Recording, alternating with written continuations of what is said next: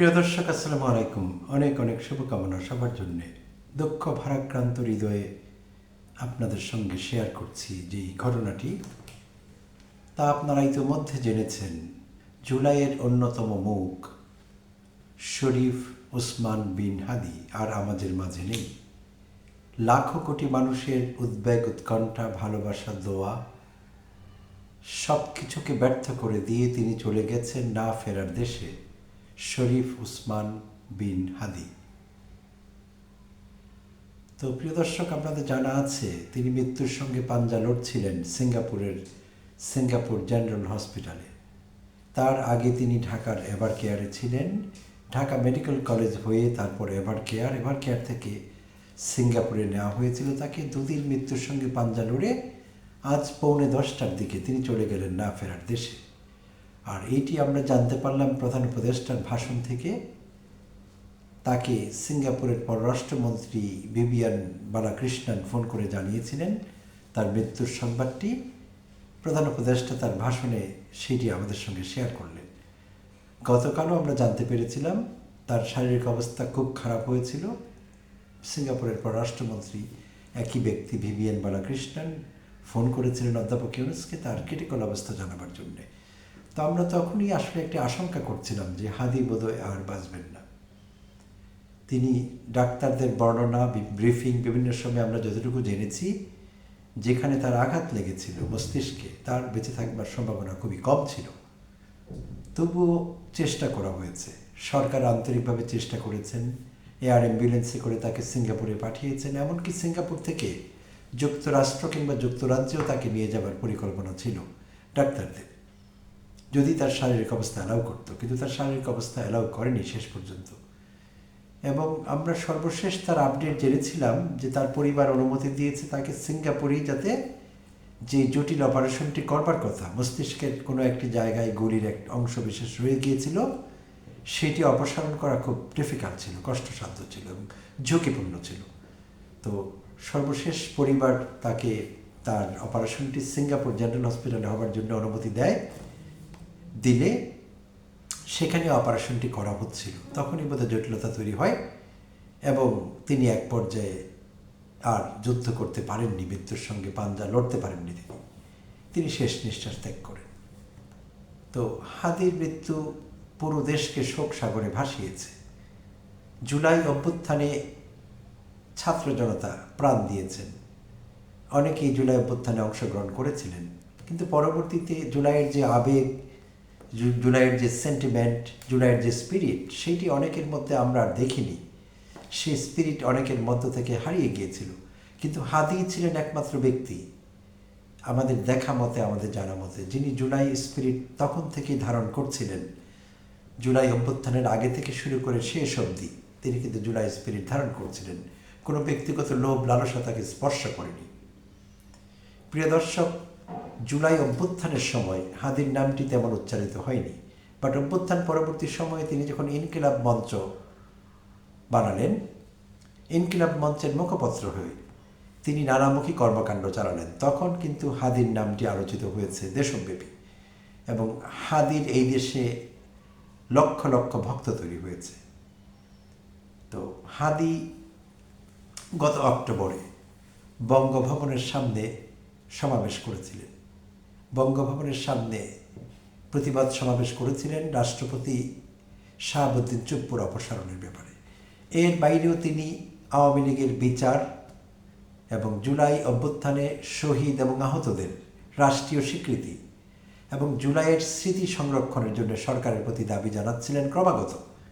এবং এইসব কথা তিনি শাহবাগে অবস্থান করে বিভিন্ন কর্মসূচির মাধ্যমে পুরো দেশকে জানাচ্ছিলেন। এবং তখনই কিন্তু হাদি দেশব্যাপী একটি পরিচিতি লাভ করেন এবং ব্যাপক জনপ্রিয় হয়ে ওঠেন তিনি ছাত্র জনতার মধ্যে।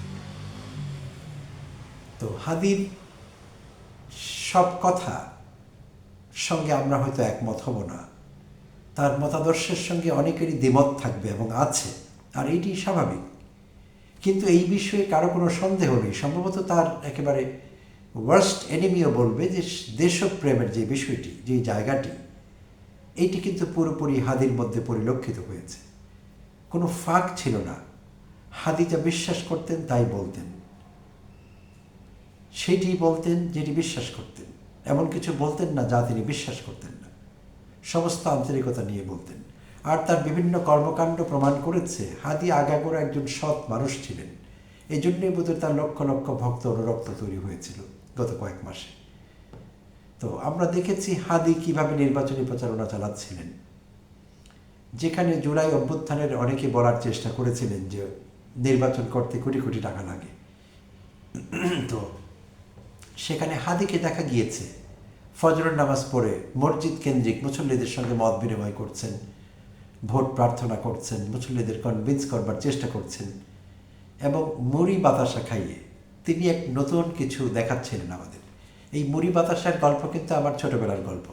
তখন নির্বাচনে, এমনকি স্থানীয় সরকার নির্বাচনে, মেম্বার চেয়ারম্যান নির্বাচনে গ্রামে দেখেছি আমি লোকেরা মুড়ি, চানাচুর, মুড়ি বাতাসা এসব খাওয়াতো। তো হাদি তার সামর্থ্য অনুযায়ী, যেহেতু হাদির অতিরিক্ত টাকা ছিল না, অন্যদের মতো টাকা খরচ করে মানুষকে ইমপ্রেস করবার কোনো প্ল্যানও ছিল না, হাদির টাকাও ছিল না।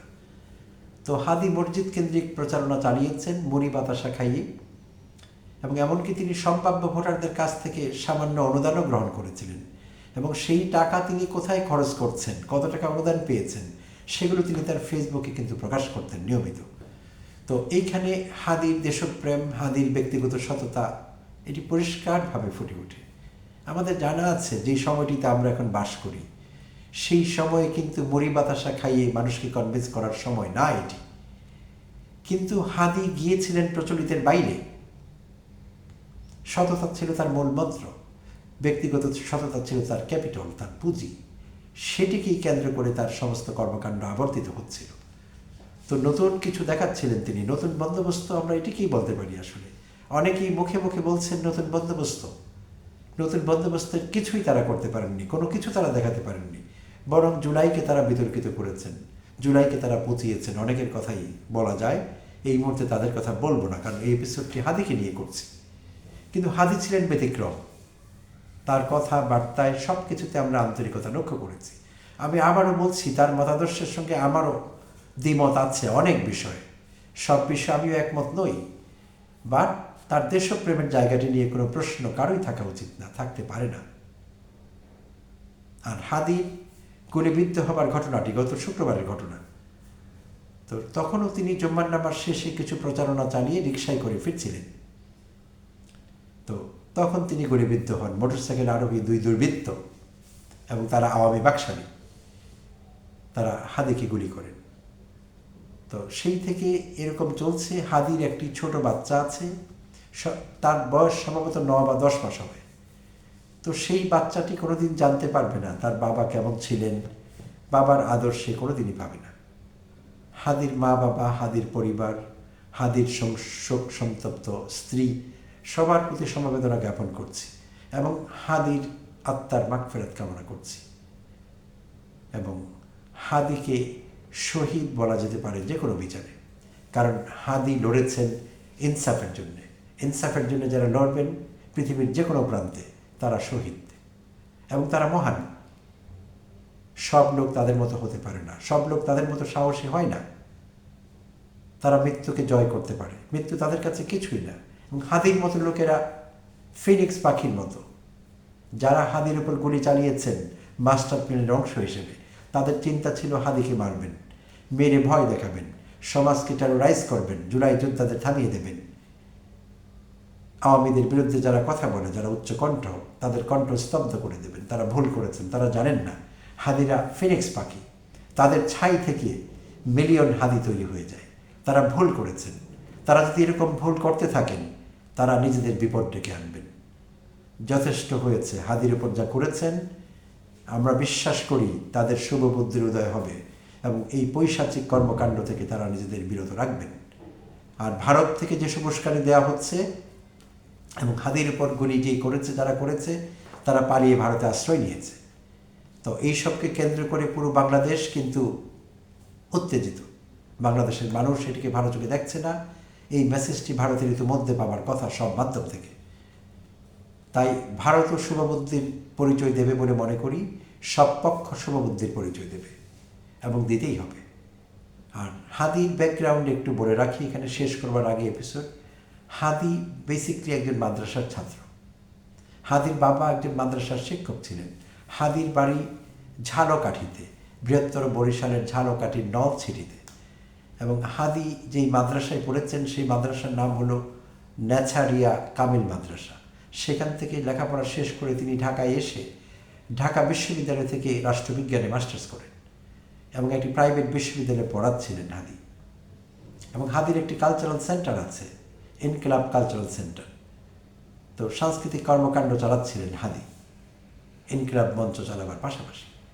তো সব কিছুর অবসান হলো হাদির মৃত্যুর সঙ্গে সঙ্গে। কিন্তু আমরা বিশ্বাস করি হাদির যারা সহযোদ্ধা ছিলেন তারা হাদির ভালো কর্মসূচিগুলো, ভালো কাজগুলো চালিয়ে নেবেন এবং তাদের মাঝে হাদি বেঁচে থাকবেন। হাদিদের মৃত্যু হয় না, হাদিরা কোটিতে কোটি। আবারও হাদির রুহের মাগফিরাত কামনা করছি। প্রিয় দর্শক, আমাদের শোক, আমাদের ভালোবাসা, আমাদের সব কিছু হাদির জন্যে, হাদির পরিবারের জন্য থাকবে। সবাই ভালো থাকবেন, আবারও কথা হবে।